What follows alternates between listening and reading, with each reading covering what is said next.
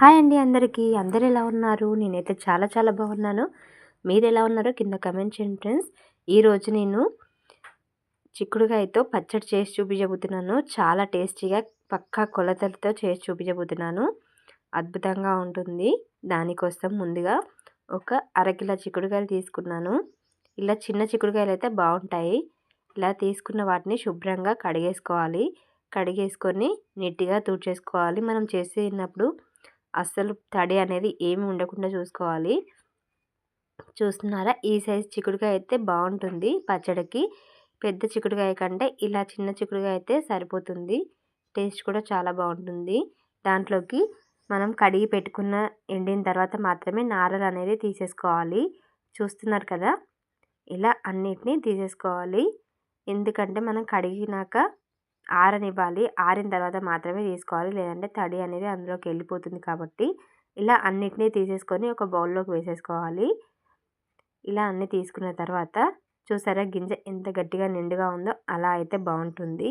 నేను ఇంకొంచెం స్పెషల్గా ఉండాలి అని, ఇంకొంచెం టేస్టీగా ఉండడం కోసం కొన్ని గింజలు కూడా వేసుకున్నాను.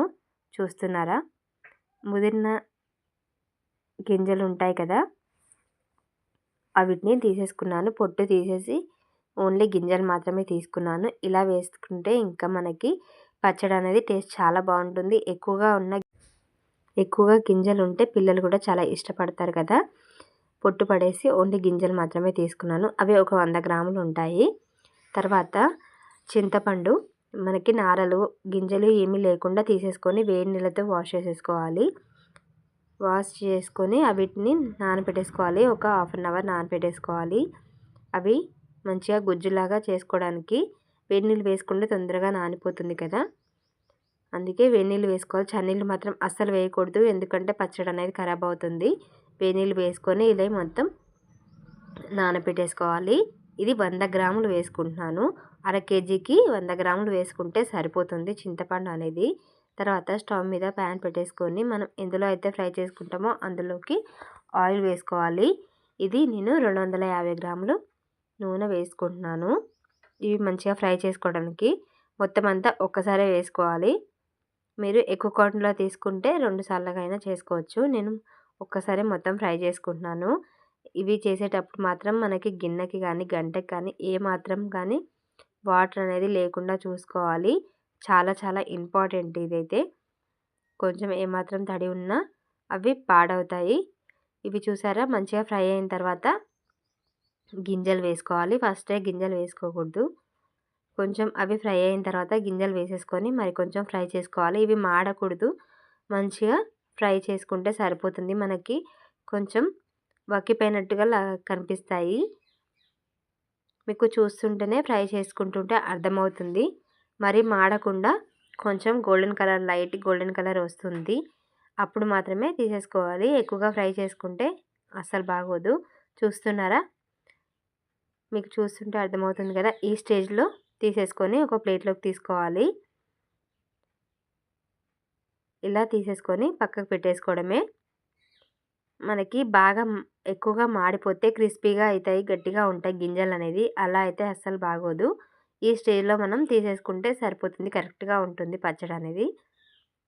ఇలా అన్నిటినీ తీసేసుకొని తర్వాత అదే ఆయిల్లోకి మనం ముందుగా ప్రిపేర్ చేసుకున్న చింతపండు గుజ్జు ఉంది కదా, అందులో వేసేసుకోవాలి. నేను ఫస్ట్ ఆయిల్ తీసేస్తే బాగుండేది కొంచెం.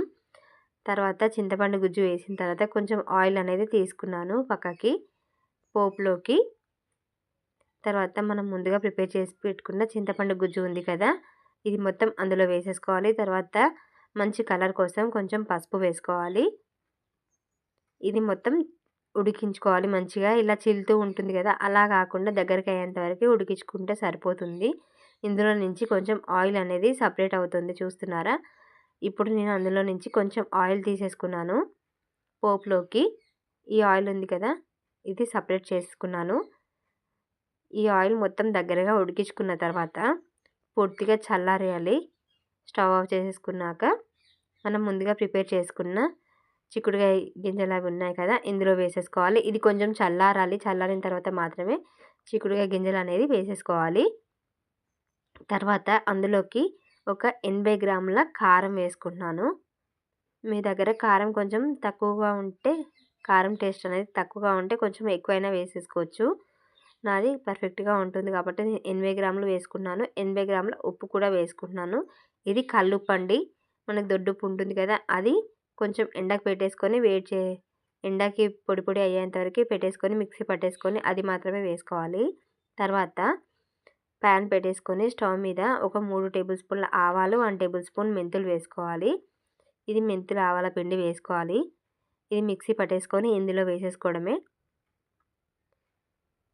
ఇది అరకిలోకి మాత్రమే నేను కొలత చెప్తున్నాను. మీరు ఎక్కువగా చేసుకుంటే దీన్ని డబల్ ట్రిపుల్ చేసేసుకోవచ్చు.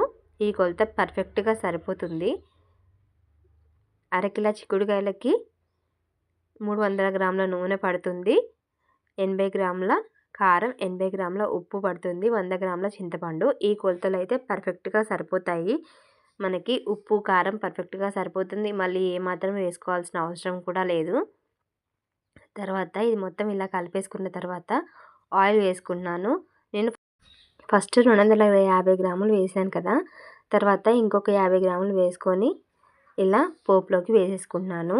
తర్వాత అది ఆయిల్ హీట్ అయిన తర్వాత 1 టేబుల్ స్పూన్ జీలకర్ర, 1 టేబుల్ స్పూన్ ఆవాలు వేసుకోవాలి. తర్వాత కొన్ని క్రష్ చేసిన వెల్లుల్లి రెబ్బలు వేసుకోవాలి. చూస్తున్నారా, ఇలా క్రష్ చేసేసుకొని వేసుకోవాలి. తర్వాత కొన్ని ఎండుమిర్చి, ఇవన్నీ వేసుకున్నాక అవి ఫ్రై అయిన తర్వాత స్టవ్ ఆఫ్ చేసేసుకోవాలి. స్టవ్ ఆఫ్ చేసుకున్నాక ఇంగువ వేసుకోవాలి. ఇంగువ వేసుకుంటే పచ్చడి రుచి అనేది మరింత పెరుగుతుంది. చాలా టేస్టీగా ఉంటుంది. ఒక పావు టేబుల్ స్పూన్ వేసుకుంటే సరిపోతుంది. తర్వాత ఇది చల్లారిన తర్వాత మనం ముందుగా ప్రిపేర్ చేసుకున్న పచ్చడి ఉంది కదా, అది ఒకసారి కలిపేసుకోవాలి. మొత్తం అంతా కలిపేసుకున్న తర్వాత మనకి పోపు చల్లారిపోతుంది కదా, ఇప్పుడు అందులోకి వేసేసుకోవడమే. ఇది బాగా వేడిగా ఉన్నప్పుడు మాత్రం అస్సలు వేయకూడదు. కొంచెం లైట్‌గా గోరువెచ్చగా ఉన్నప్పుడు మాత్రమే వేసుకోవాలి పచ్చడిలోకి. లేదంటే పచ్చడి రంగు అనేది నల్లగా వచ్చేస్తుంది. ఇది చాలా ఇంపార్టెంట్, గుర్తుపెట్టుకోండి. తర్వాత అంతా మనం పోపు వేసుకున్నాం కదా, ఒకసారి కలిపేసుకోవాలి. ఇదంతా కలిపేసుకోవాలి. మనకి చూస్తున్నారా, ఆయిల్ చూస్తే ఎక్కువ అయినట్టు అనిపిస్తుంది, కానీ మనం ఒకరోజు మొత్తం అలాగే కలిపేసి పెట్టేసుకుంటే ఆయిల్ అనేది దగ్గరగా అయిపోతుంది, పీల్చేసుకుంటుంది. కానీ ఆయిల్ అయితే పర్ఫెక్ట్‌గా సరిపోతుంది. ఎక్కువగా కాకుండా తక్కువగా కాకుండా పర్ఫెక్ట్‌గా సరిపోతుంది. ఒకసారి టేస్ట్ చెక్ చేసుకోవచ్చు.